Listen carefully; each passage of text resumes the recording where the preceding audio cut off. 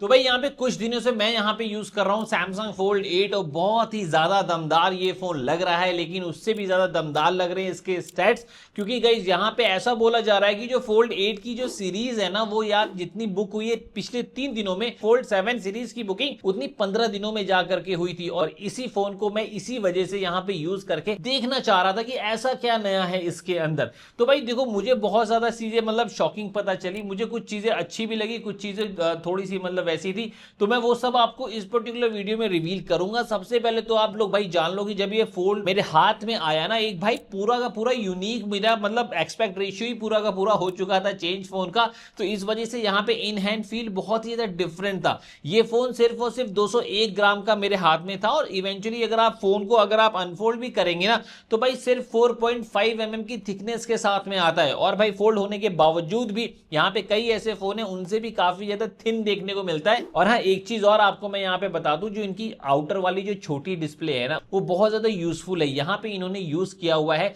5.5 inches की यहाँ पे एक dynamic LTPO 2x AMOLED display, 120 hertz के रिफ्रेश रेट के साथ में आता है। और भाई अंदर वाली डिस्प्ले पे जाएंगे तो यहाँ पर भी आपको 7.6 इंचेस की यहाँ पे एक डायनेमिक एमोलेड डिस्प्ले देखने को मिलती है। LTPO ही पैनल है, साथ ही में ये भी भाई 120 हर्ट्ज के रिफ्रेश रेट के साथ में आती है। एंटी रिफ्लेक्टिव कोटिंग यहाँ पे इन्होंने यूज करी है, और इस बार भाई यहाँ पे जो क्रीज है ना, उसको और भी ज्यादा यहाँ पे कम कर दिया गया है। थैंक्स यहाँ पे इन्होंने कुछ नया टेक इस्तेमाल किया है, जो कि एक्चुअल में लोगों को मतलब फील भी हो रहा है। अगर आप कंपेयर करेंगे पहले से भी, या फिर भाई दूसरे भी फोन्स अगर आप देखेंगे जो कि फोल्ड वाले होते हैं ना, उनसे भी काफी ज्यादा यहाँ पे कम क्रीज आपको यहाँ पे देखने को मिलेगी। साथ ही साथ में ना यहाँ पे जो इसकी पीक ब्राइटनेस है वो 3000 निट्स है। तो इंडोर में हो चाहे आउटडोर में हो, विजिबिलिटी के नाम पे आपको कोई प्रॉब्लम नहीं देखने को मिलती है इसके अंदर। इस फोन के अंदर जो मुझे यूजिबिलिटी में मुझे एक चीज देखने को मिली है कि जो इनका आउटर वाला डिस्प्ले है ना, वो यहाँ पे भाई काफी ज्यादा यूजफुल रहता है इंस्टाग्राम की रीलें स्क्रॉल करने में या फिर यूट्यूब की शॉर्ट्स देखने में। यहाँ पे कोई भी चीज हाइड होती नहीं है, सारी ही चीजें प्रॉपर विजिबल रहती हैं। एंड इवेंचुअली आप देखेंगे ना, तो भाई इसको यूज करने में मजा भी आता है, सिंगल हैंडेडली आप इसको यहाँ पे यूज कर सकते हैं। साथ ही में यहाँ पे आपको जो इनका फिंगरप्रिंट सेंसर देखने को मिलता है साइड वाला ना, वो यहाँ पे स्वैपिंग वाला, मतलब कि आपको यहाँ पे उंगली को आपको रोल करके यहाँ पे सेटअप करना पड़ता है, लेकिन एक बार सेटअप होने के बाद में इंस्टेंट यहाँ पे लॉक होता है। साथ ही साथ में इस बार जो अंदर वाली डिस्प्ले है ना, वो और भी ज्यादा स्टर्डी फील होती है। देखो भाई यहाँ पे जो ना टेक टाइटेनियम फ्लेक्स का इन्होंने यूज किया है, टाइटेनियम का बेसिकली पीछे की तरफ इन्होंने यूज किया है डिस्प्ले के, उसकी वजह से फोन की जो डिस्प्ले है ना, वो काफी ज्यादा यहाँ पे कंपैरेटिवली पहले से इंप्रूव्ड भी लगती है। अगर आप यहाँ पे कलर्स वगैरह को भी अगर आप देखते हैं ना, तो भाई यहाँ पे काफी ज्यादा इंप्रूव देखने को मिलते हैं, कॉन्ट्रास्ट वगैरह भी काफी ज्यादा बढ़िया है। इवेंचुअली मैंने देखा है कि अगर आप कोई चीज है जो कि आप फोन के अंदर आप देख रहे हैं, और जैसे ही आप यहाँ पे डिस्प्ले को बंद करेंगे, वो अपने आप ही जो आउटर वाली मिनी वाली डिस्प्ले है उस पर वो चला आता है। ऐसे ही आप यहाँ पे वाइसा वर्सा भी यूज कर सकते हैं। साथ ही साथ में मुझे एक चीज अच्छी यह लगी कि अगर आपको फोन कॉल्स वगैरह करने हैं या फिर नॉर्मली भाई व्हाट्सएप वगैरह करना है ना, तो आप यहाँ पे छोटी वाली डिस्प्ले का यूज आप करो। जब आप यहाँ पे रिलैक्स्ड हो, अगर आप यहाँ पे कहीं पे ट्रेवल कर रहे हो ना, तो जो आपको इमर्सिव एक्सपीरियंस कंटेंट वॉचिंग का बड़ी डिस्प्ले में आएगा, वो आपको यहाँ पे कहीं नहीं देखने को मिलेगा। एक चीज और मैं बताता हूं, अगर आप यहाँ पे IMAX की क्वालिटी वाली भी अगर बाय द वे वीडियोस देखते हैं ना, तो वो भी आपको इसमें काफी बेहतरीन तरीके से दिखाई देती है, जस्ट बिकॉज इसका जो एक्सपेक्ट रेशियो है वो 4:3 का है। साथ ही में देखो यहाँ पे डिस्प्ले की बात कर रहा हूँ, तो गेमिंग में भी इसका जो मतलब रेशियो है, उसकी वजह से यहाँ पे गेमिंग में भी काफी ज्यादा चीजें यहाँ पे विजिबल रहती है नॉर्मल स्मार्टफोन से। तो गेमिंग में भी आपको यहाँ पे डिस्प्ले में मजा तो आती ही है। खैर मैं एक चीज आप लोगों को यहाँ पे मैं बता दूं, यहाँ पे सैमसंग ने क्लेम किया था कि 210 ग्राम का है, लेकिन मेरे यहाँ पे जो वेइंग मशीन है उसमें पता नहीं क्यों यहाँ पे कम दिखाई दिया। अब क्यों कम दिखाई दिया मुझे नहीं पता, बट यहाँ पे कम दिखाई दे रहा था। इस पर्टिकुलर फोन के अंदर One UI 9 देखने को मिल रहा है, एंड्रॉइड 17 के ऊपर बेस्ड है।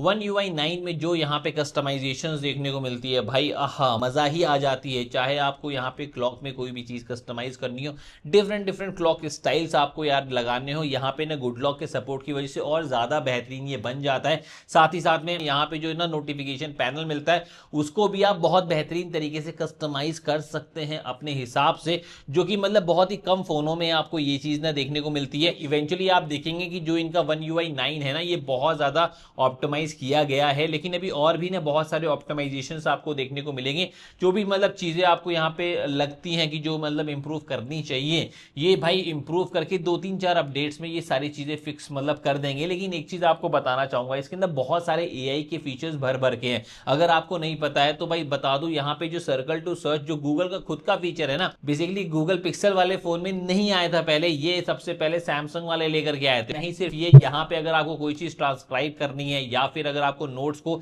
समराइज करना है तो वो सब भी आप यहाँ पे कर पाएंगे। इसीलिए मैं बोल रहा हूँ भाई, सैमसंग जो यहाँ पे इनोवेशंस करता है ना, और जो यहाँ पे प्रैक्टिकलिटी लेकर के आता है इनोवेशंस में, कोई भी ऐसा नहीं करता। जिसकी वजह से मुझे मतलब मैं आपको वो सारी चीजें बता रहा हूँ जो मुझे अभी फाइंडिंग्स में देखने को मिली है 2-3 दिन यूसेज में इस पर्टिकुलर फोन। भाई वैसे हाँ, एक चीज आप लोगों को मैं बता दूं, 4800 mAh की बैटरी आती है। अब देखो आज के समय में ना 7-7, 8-8, 10-10 जो हजार के mAh की बैटरी वाले फोन देखने को मिलते हैं। लेकिन यहाँ पे जो 4800 mAh की बैटरी वाला ये फोन है ना, बहुत आराम से इतनी बड़ी डिस्प्ले होने के बावजूद भी पूरा दिन आपका भाई निकालेगा। ये one of the best battery giving phones बनता भी है। मैंने बहुत सारे लोगों के रिव्यूज भी देखे और मैंने भी जब यूज किया ना तो उसमें मुझे ऐसा ही देखने को मिला कि बहुत आराम से आपका पूरा दिन निकालता है। बैटरी आपकी कोई बहुत ज्यादा ड्रेन होती हुई नजर नहीं आती है। तो इस वजह से मैं बहुत ज्यादा खुश था, खासकर इसके बैटरी से। एंड इवेंचुअली आपको मैं बता दूं, इसमें मिल रहा है स्नैपड्रैगन 8 एलीट जेन 5 वाला चिपसेट। और भाई देखो, ये वाला जो चिपसेट है ना, ये 3 नैनोमीटर के आर्किटेक्चर पे बेस्ड है, स्पेसिफिकली डिजाइन किया गया है इस फोल्ड के लिए। तो यहाँ पे काफी सारी ऑप्टिमाइजेशन भी करी गई है इसके अंदर। इसका अगर आप एंटूटू बेंचमार्क देखोगे तो 26 लाख के आसपास में ये यहाँ पे टच करता है। साथ ही साथ में भाई यहाँ पे जो स्टोरेज है वो भी बहुत ज्यादा फास्टर यहाँ पे दिया हुआ है। एंड इवेंचुअली आप देखेंगे, अगर आप BGMI खेलते हैं तो देखो ये यहाँ पे 120 FPS अनलॉक करके आता है। मैंने देखो जो BGMI इसके अंदर खेला है, तो एक चीज है कि देखो BGMI जब आप खेलोगे ना तो इसका जो स्टैट्स निकल के आए हैं भाई, बहुत ही आराम से 110-114 FPS के आसपास में ये यहाँ पे निकाल करके दे देगा। बट भाई लॉन्गर और प्रोफेशनल गेमिंग के लिए मैं हमेशा से ही बोलता हूँ कि जो गेमिंग फोन्स होते हैं ना, आप उनको प्रेफर किया करिए। बट फिर भी अगर कैजुअल गेमिंग के लिए वन ऑफ द बेस्ट निकल करके आते हैं। हालांकि देखो यहाँ पे कुछ चीजें जिसके ऊपर आपको यहाँ पे ध्यान देना चाहिए, जैसे कि भाई यहाँ पे ऐप ओपनिंग काफी ज्यादा स्मूदर है, आपके डे टू डे टास्क बहुत ज्यादा आराम से करवाता है, उसमें आपको कोई भी प्रॉब्लम यहाँ पे नहीं देखने को मिलेगी। भाई साथ ही साथ में ये फोन बना है मल्टीटास्कर्स के लिए, मल्टीपल काम आप कर सकते हैं। जैसे कि अगर आप यहाँ पे ऑनलाइन क्लासेस भी ले रहे हैं या फिर ऑनलाइन मीटिंग में है तो उसी के साथ में आप ब्राउजर ओपन कर आप सकते हैं, या फिर अगर आपको यहाँ पे कुछ और ओपन करना है, या फिर अगर आपको कोई चीज ने ट्रांसक्राइब करनी है, या फिर अगर आपको यहाँ पे मीटिंग करते करते नोट एप्लीकेशन को ओपन करके कुछ टाइप करना है, तो यहाँ पे मल्टीटास्किंग बहुत ज्यादा इजी भी बन जाती है इस पर्टिकुलर डिस्प्ले के साथ में। हाँ, यहाँ पे S पेन की कमी थोड़ी बहुत मेरे को ना खली है, तो अगर S पेन चाहिए तो आप यहाँ पे सैमसंग का सैमसंग S26 अल्ट्रा के साथ में जाइए। वरना तो देखो भाई, यहाँ पे इसके अंदर अगर आप कैमरे पे आ जाते हैं तो बैक में आपको 2 कैमरास देखने को मिलते हैं, 50 मेगापिक्सल का प्राइमरी सेंसर और 50 मेगापिक्सल का ही अल्ट्रा वाइड सेंसर। वैसे मैं बता दूं, यहाँ पे इनके आउटर वाली डिस्प्ले में भी एक आपको 10 मेगापिक्सल का कैमरा मिलता है, और जो अंदर वाली डिस्प्ले है उस पर भी आपको यहाँ पे 10 मेगापिक्सल का कैमरा मिलता है। तो टोटल यहाँ पे 4 यहाँ पे कैमरास देखने को मिलते हैं। यहां पे मैंने जो बैक वाले कैमरास हैं भाई, उससे मैंने मल्टीपल फोटोज को कैप्चर किया है, वो सारी ही फोटोज काफी ज्यादा दमदार निकल करके आती हैं।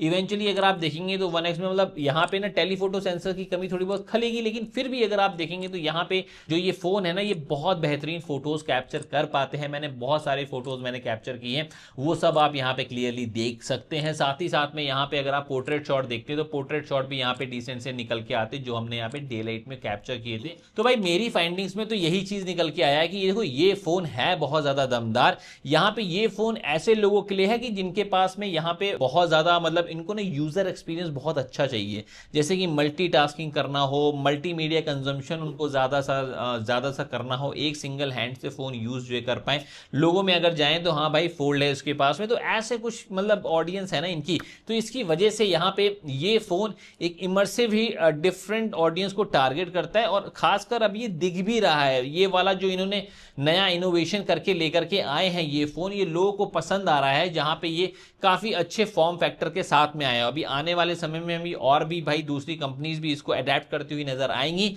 बट स्टार्टिंग तो हमेशा ही सैमसंग से ही होती है, तो वैसा ही कुछ था। देखो आज की इस वीडियो में इतना ही था, मैं थोड़ा सा और इसको यूज करूंगा और फिर एक डिटेल लॉन्ग टर्म रिव्यू लेकर के आऊंगा इस फोन का, तब थोड़ा बहुत और भी यहाँ पे न जानेंगे इस फोन के बारे में। बस आज की वीडियो में बस इतना ही था, मिलते हैं नेक्स्ट वाली वीडियो में, तब तक के लिए bye bye, take care and thanks for watching.